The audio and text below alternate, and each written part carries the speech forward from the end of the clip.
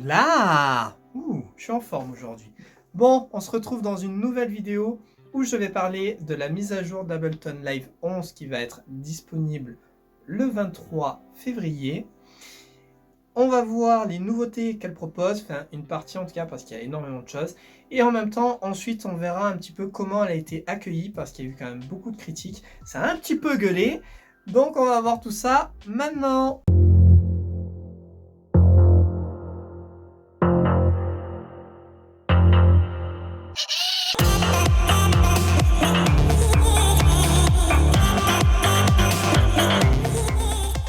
Première grosse nouveauté de cette mise à jour, le comping ou assemblage en français. Il va permettre de combiner plusieurs prises audio ou MIDI en une seule prise. En gros, ça va permettre de récupérer les meilleurs moments d'un enregistrement par exemple sur plusieurs pistes et d'en faire qu'une seule. Donc ça va être très pratique pour les chanteurs mais aussi bien pour les producteurs. Il va être aussi possible de lier plusieurs pistes audio ou MIDI pour pouvoir les modifier simultanément et donc gagner du temps. Le MPE, une autre grosse nouveauté de cette mise à jour qui signifie MIDI polyphonique expression, qui est une norme MIDI depuis 2018 et qui va permettre à certains instruments MIDI de proposer de nouvelles fonctions. Alors parmi ces fonctions, il y a la possibilité d'ajouter des courbes, des glissades, des pressions pour chaque note MIDI individuellement. Ce qui va permettre du coup de créer de subtiles variations d'expression et des textures sonores infinies. Il va du coup être possible par exemple de toucher une note en modifiant sa vélocité et en même temps son pitch en faisant un slide vers le haut ou vers le bas et bien d'autres choses encore. Pour gérer ces nouvelles fonctions du MPE, il est possible maintenant de trouver un nouvel onglet dans les clips qui s'appelle Vue Expression et qui va permettre de justement modifier ou d'ajouter toutes les variations de hauteur, de timbre, de pitch, de pression pour chaque note individuelle. Ce qui va permettre du coup, encore une fois, de décupler les possibilités. Alors j'avais parlé de certains instruments qui gèrent le MPE. Il y a par exemple le pad joué, il y a aussi l'expressif et ainsi que le Rolly qui utilise le MPE pour certains depuis déjà un bon petit moment et ça va continuer d'évoluer dans ce sens-là. Donc check un petit peu sur internet et tu verras sans doute des instruments qui pourraient peut-être être utiles à la production. Pour les plugins qui supportent le MPE, il y a le Wavetable d'Ableton, il y a aussi le sampler et l'arpégiateur qui font tous partie d'Ableton. En plugin externe, il y en a certains, mais il faut voir directement avec les développeurs s'ils l'ont intégré ou pas. Autre fonction, nouvelle fonction qu'il est possible de trouver dans les clips, c'est le pourcentage de chance. Alors il y en a deux, il y a le premier pourcentage de chance qu'une note ou une percussion soit jouée, donc à 100% elle sera jouée, à 50% il y aura une chance sur deux par exemple. Le deuxième pourcentage de chance c'est celui pour la vélocité, donc à 100% ou à 50% la note sera plus ou moins jouée forte. Ça va permettre tout ça de rendre plus humain, d'humaniser la production et en même temps si on joue avec les automations, ça va permettre aussi de différencier certains moments ou même de faire des moments uniques, totalement différents des autres moments. Donc très pratique pour de la production mais aussi pour du live. Maintenant passons au rack, oui parce qu'il y a quand même des choses à dire de ce côté-là. La première c'est qu'il va être possible de sauvegarder les macros qu'on aura mis en place pour des automations, ce genre de choses, et qu'on pourra réutiliser pour une autre prod si on avait trouvé que les paramètres qu'on avait mis en place étaient vraiment intéressants. Un nouveau bouton apparaît au niveau des macros, celui de pouvoir rendre aléatoire les valeurs des macros. Ce bouton d'ailleurs peut être assignable à une touche MIDI sur le push par exemple. Au niveau des macros, il est maintenant possible d'en utiliser jusqu'à 16 contre 8 avant. Maintenant on passe aux effets, il y a pas mal de choses à dire et on commence direct avec la reverb hybride qui porte très bien son nom puisqu'elle combine une reverb à convolution et une reverb algorithmique. Alors petit rappel pour la reverb à convolution, c'est en fait une reverb qui a l'empreinte sonore d'un lieu, donc l'IR qui est la réponse impulsionnelle, et une reverb algorithmique, c'est tout simplement qu'elle est faite mathématiquement par plusieurs échos qui ont fusionné. Ça va permettre de pouvoir créer n'importe quel environnement ou espace, qu'il soit réel ou non, comme par exemple une cathédrale, ou créer une pièce qui serait totalement imaginaire. Au niveau des paramètres, il va être possible de l'utiliser en mono en dessous de 180 Hz, qui va être pas mal pour les basses fréquences. Il va être aussi possible de choisir d'utiliser la reverb algorithmique ou à convolution, ou les deux réunis. Il va être aussi possible de faire un parallèle en dosant plus l'une ou plus l'autre, en faisant un savant mélange tout simplement. Autre effet, le temps spectral.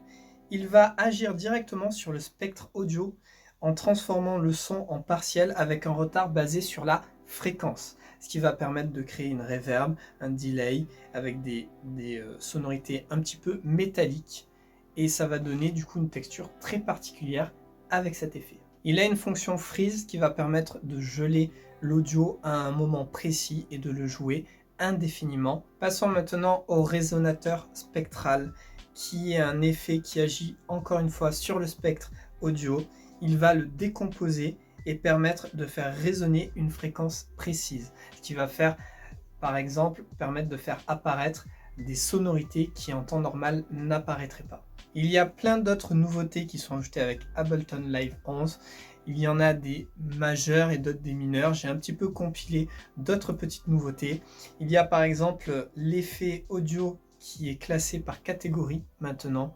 Il y a aussi des effets qui ont été mis à jour comme le chorus. Il y a le phaser flanger qui ont été réunis pour ne former plus qu'un.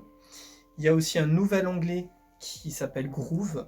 Il est aussi possible, et ça c'est un de mes coups de cœur, pourtant c'est quelque chose d'assez simple, d'avoir des modèles de session. Donc on va avoir le 8 pistes, le podcast, et il va être aussi possible de créer les nôtres. Donc tout simplement c'est des presets. Ça sera pratique si par exemple tu es producteur et que pour les chanteurs tu as préparé quelque chose de spécifique, et que quand tu composes ta musique c'est autre chose. Ça peut être pratique pour les lives aussi. Enfin, c'est vraiment super bien de pouvoir avoir plusieurs presets de disponibles.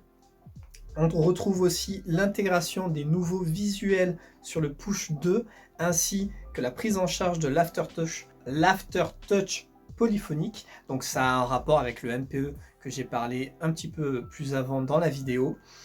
Il y a aussi, ça aussi je trouve ça très bien, les mesures du processeur. Donc il y a deux possibilités, ou l'usage moyenne d'utilisation ou l'usage actuel, donc quasi en temps réel. Il est possible de choisir en affichage l'un ou l'autre en principal, et on retrouve une barre CPU sous chaque piste de Ableton Live, et plein d'autres nouveautés à retrouver dans cette version d'Ableton Live 11. Maintenant, passons à comment elle a été accueillie. Alors, il faut savoir que actuellement, elle est à 152 € avec moins 20% pour la version suite, donc la plus grosse version.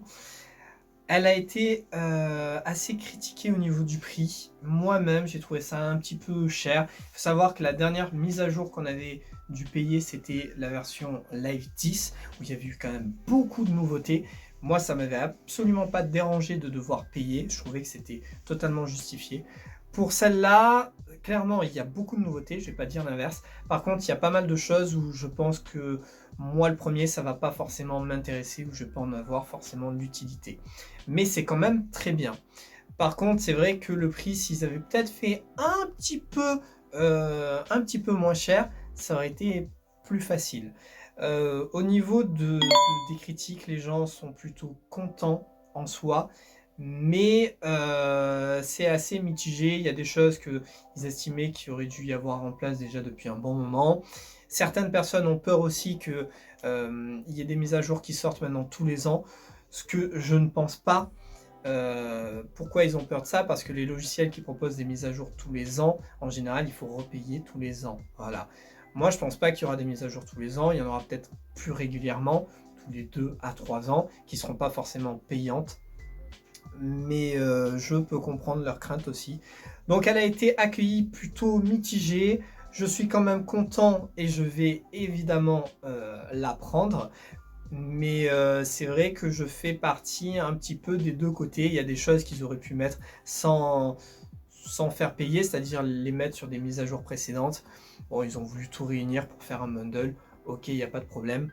Dis-moi, toi, ce que tu en penses dans les commentaires, si tu as trouvé que c'était trop cher, si tu ne comptes pas l'acheter, si tu es totalement content, peut-être que tu es bassiste ou batteur ou ce genre de choses, ou que tu es sur scène, tu fais du live parce qu'il y a beaucoup de fonctions pour le live notamment qui ont été ajoutées.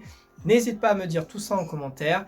Moi, voilà, comme je l'ai dit, je suis un peu entre deux, mais je suis quand même forcément content que cette mise à jour arrive. Voilà, c'est tout pour cette vidéo. J'ai fait en gros le tour de ce que la nouvelle mise à jour d'Ableton Live 11 va proposer. Il y a plein d'autres petites choses. Bon, on ne pouvait pas forcément tout dire. La vidéo serait beaucoup plus longue que ça sinon. La vidéo sera normalement disponible avant sa sortie qui, je le rappelle, sera le 23 février. Je ferai une prochaine vidéo par la suite où je montrerai toutes ces nouveautés une fois que j'aurai un petit peu essayé tout ça. J'espère que cette vidéo t'aura plu et moi je te dis à la prochaine et en attendant, sois créatif.